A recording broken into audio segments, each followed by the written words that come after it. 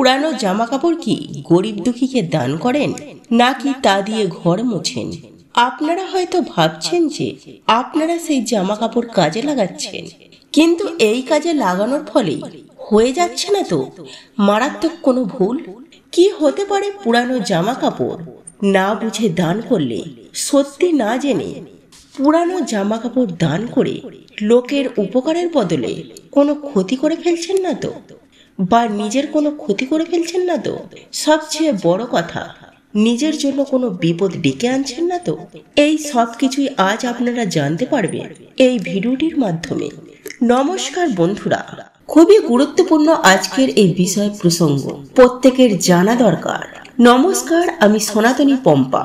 দেশ ও দেশের বাইরে থেকে যে সকল দর্শকেরা এই মুহূর্তে ভিডিওটি দেখছেন, প্রত্যেককে জানাই সুস্বাগতম সনাতনী পম্পা ইউটিউব চ্যানেলে, অর্থাৎ সনাতনী ধর্ম তথ্যমূলক চ্যানেলে।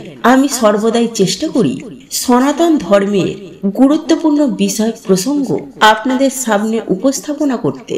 তাই আসুন কিছুক্ষণ সময় ধৈর্য ধরে এই বিষয়ে অবশ্যই জানার চেষ্টা করুন। শুরু থেকে শেষ পর্যন্ত ভক্তি, শ্রদ্ধা ও ভালোবাসার সহিত আপনারা শ্রবণ করবেন। ভালো লেগে থাকলে অবশ্যই একটি লাইক করবেন, কমেন্টে জয় মা লক্ষ্মী দেবীর জয় এবং জয় শ্রীকৃষ্ণ রাধে রাধে লিখে কমেন্ট অবশ্যই করবেন। তাহলে চলুন শুরু করি আজকের এই ভিডিওটি। বন্ধুরা, আপনাদের মধ্যে অনেকেই আছেন যারা পুরানো জামা কাপড় দান করেন। এখানেই হয়ে যায় আপনাদের একটা মারাত্মক ভুল, যার ফলে আপনাদের জীবনে নানা রকমের সমস্যা নেমে আসে। এমনকি অনেক সময় অর্থ সংকটও দেখা দেয়। কি ভুল হয় সেটাই এক সাধু এক যুবককে বলেছিলেন। আমাদেরই মতো সাধারণ এক ব্যক্তি জীবনে অনেক সমস্যার সম্মুখীন হয়েছিলেন। কি ভুল হয় একবার সাধু একজন যুবককে বুঝালেন। আমাদেরই মতো সাধারণ এক ব্যক্তি জীবনে অনেক সমস্যার সম্মুখীন হয়েছিল, কিন্তু সে পরিষ্কার মনে লোকেদের দান ধ্যান করত। অথচ এত দানের পরেও তার জীবনে কোনো সমস্যার সমাধান হচ্ছিল না। এমন সময় সে সাধু বাবার কাছে গিয়ে তার সাধু বাবাকে জানায়, আর তারপরেই সাধু বাবা এমন একটা কথা বলে যা শুনলে আপনারাও অবাক হবেন। আমাদের শাস্ত্রে কি বলেন পুরানো জামা কাপড় দান সম্পর্কে, আজকে সেই বিষয়েই আলোচনা করব আপনাদের সামনে এই ভিডিওটির মাধ্যমে। তবে বন্ধুরা, বিষয়টি নিয়ে বিস্তারিতভাবে আলোচনা করার আগে আপনারা যারা এই চ্যানেলে নতুন হয়ে আছেন, তারা অবশ্যই চ্যানেলটি সাবস্ক্রাইব করুন এবং বেল বাটনটি প্রেস করে আরো এইরকম নতুন নোটিফিকেশন পেতে ভিডিওটি দেখে ভালো লাগলে অবশ্যই একটি লাইক করবেন এবং সবাইকে শেয়ার করবেন, যাতে তারাও ভিডিওটি দেখে উপকৃত হন। এবং কমেন্টে হর হর মহাদেব লিখতে একদম ভুলবেন না। চলুন এবার জেনে নেওয়া যাক এই বিষয়টি সম্বন্ধে। প্রবৃত্ত বণিক নামে এক যুবক ছিল, যে তার জীবনকে সুন্দরভাবে গড়ে তোলার চেষ্টা করছিল। তবে তার জীবনে সমস্যার কোনো অন্ত ছিল না। একদিকে তার ব্যবসা বড় ধরনের ক্ষতির সম্মুখীন হচ্ছিল, আর অন্যদিকে তার শারীরিক অসুস্থতা দিন দিন বাড়তে থাকে। এমনকি পারিবারিক সম্পর্কেও শান্তি লোপ পায়। তার মা বাবার সঙ্গে প্রায় তর্ক বিতর্ক লেগেই থাকত। হতাশা ও বিষণ্ণতা তাকে গ্রাস করতে লাগলো। পবিত্র নিজে কোনো সমাধানের পথ খুঁজে পাচ্ছিল না। একদিন সে শুনতে পায় দানের মাধ্যমে পূর্ণ অর্জন করা যায় এবং জীবনে সমস্ত সমস্যার সমাধান হয়। এই কথা শুনে প্রবৃত্ত নতুন আশার আলো খুঁজে পায়। সে সিদ্ধান্ত নেয় যে তার যেসব পুরানো জামা কাপড় আছে, যেগুলি সে আর পরে না, সেগুলি দরিদ্র মানুষদেরকে দান করবে। সে মনে করে এই মহৎ কাজের মাধ্যমে সে পূর্ণ অর্জন করবে এবং তার জীবনের সমস্যাগুলি দূর হয়ে যাবে। পবিত্র উৎসাহ নিয়ে তার পুরানো জামা কাপড় জড়ো করে এবং তার দরিদ্র মানুষদের মধ্যে তা বিতরণ করতে শুরু করে। প্রতিবার দানের পর সে ভেবেছিল এবার হয়তো তার জীবনের কষ্ট কমবে, কিন্তু বাস্তবে দেখা যায় সম্পূর্ণ বিপরীত চিত্র। দানের পর তার জীবনে যেন সমস্যা আরো বেড়ে গেছে। ব্যবসার অবস্থা আরো খারাপ হতে থাকে, এমনকি শরীরের অসুস্থতা বাড়তে থাকে, এমনকি তার পরিবারে অশান্তি লেগেই রয়েছে।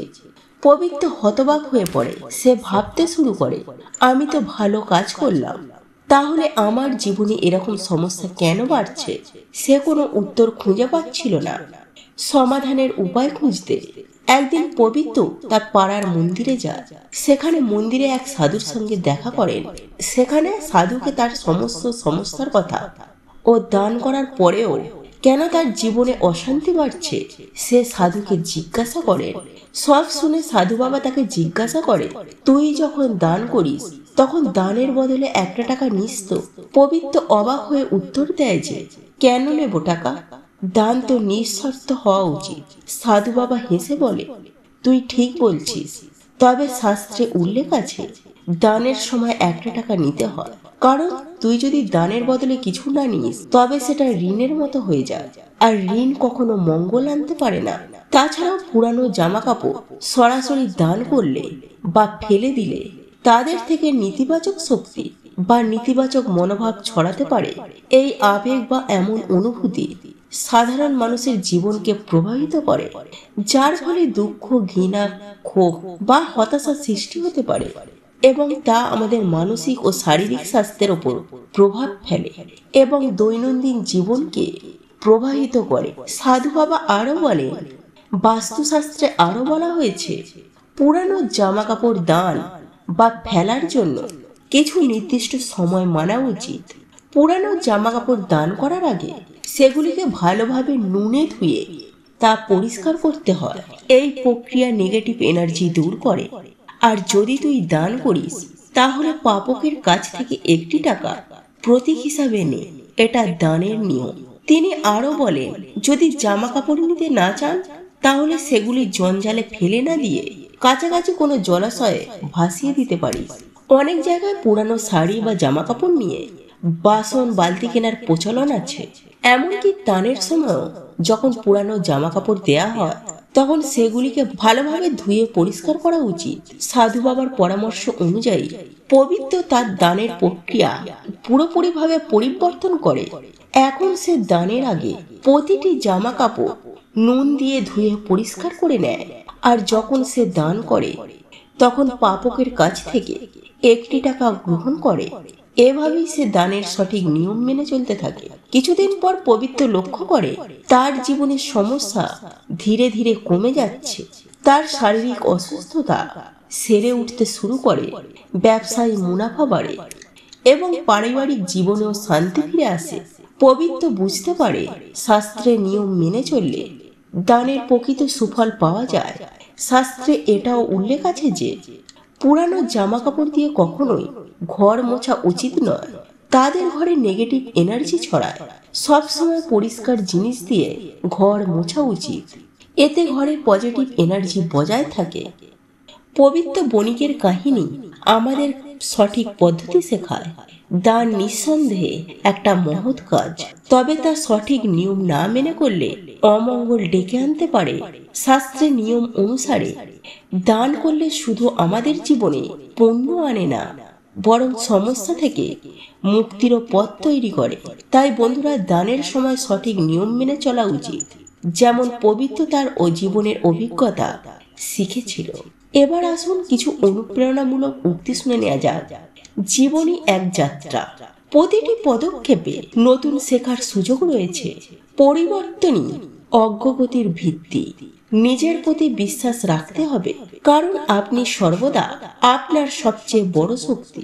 সমস্যাগুলি একটি সুযোগ যা আপনাকে আরো শক্তিশালী ও পরিণত করে।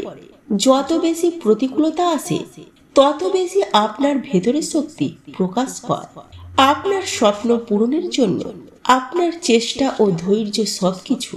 অন্যের দিকে হাত বাড়িয়ে দিন, কারণ সহানুভূতি এবং সাহায্য সর্বদা ফিরে আসে। যতদিন না আপনি থামেন ততদিন নতুন কিছু শেখার ও অর্জনের সুযোগ পাবেন। নিজের লক্ষ্যকে বড় করে দেখুন, কারণ প্রতিটি সাফল্য প্রথম থেকেই শুরু হয়। ভয় জয় করে নিজেকে ভালোবাসুন এবং নিজের ভেতরের শক্তি আবিষ্কার করুন।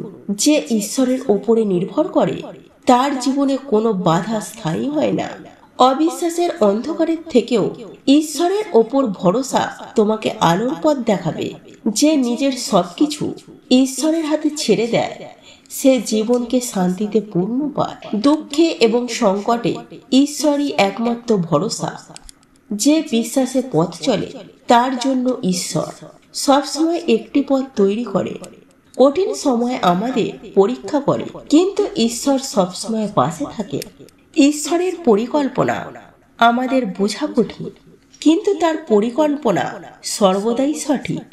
ঈশ্বরের প্রতি সম্পূর্ণ আত্মসমর্পণই জীবনের প্রকৃত শান্তি আনে। বড় মনের মানুষ তার আত্মার পরিচয় দেয় দয়া, সহানুভূতি ও নম্রতায়। বড় মনের মানুষেরা অন্যদের জন্য সহজেই জায়গা তৈরি করে, কারণ তাদের হৃদয় উন্মুক্ত থাকে। যত বড় মনের মানুষ, তাদের চিন্তা ভাবনাও তত উদার ও পরিপূর্ণ। তো এই ছিল আমাদের আজকের ভিডিওটি কেমন লাগলো তা কমেন্ট করে অবশ্যই নিজের মতামত জানাবেন। ভালো লেগে থাকলে অবশ্যই একটি লাইক করবেন। কমেন্টে ভক্তি, ভালোবাসা ও শ্রদ্ধার সহিত জয় মা লক্ষ্মী দেবীর জয় বা জয় শ্রীকৃষ্ণ রাধে রাধে একটি বারের জন্য হলেও লিখে যাবার জন্য অনুরোধ জানাচ্ছি। আর আপনি যদি আমাদের চ্যানেলে নতুন দর্শক হয়ে থাকে তো বিশেষভাবে অনুরোধ করব চ্যানেলটি অবশ্যই সাবস্ক্রাইব করে পাশে থাকা নোটিফিকেশন বেল আইকনটি অন করে রাখবেন। তাহলে সকলে সুস্থ থাকুন, ভালো থাকুন, পরম করুণাময় ঈশ্বরের অশেষ কৃপায়। তো আবারও কথা হবে আপনাদের সাথে নতুন কোনো ভিডিওর বিষয় নিয়ে।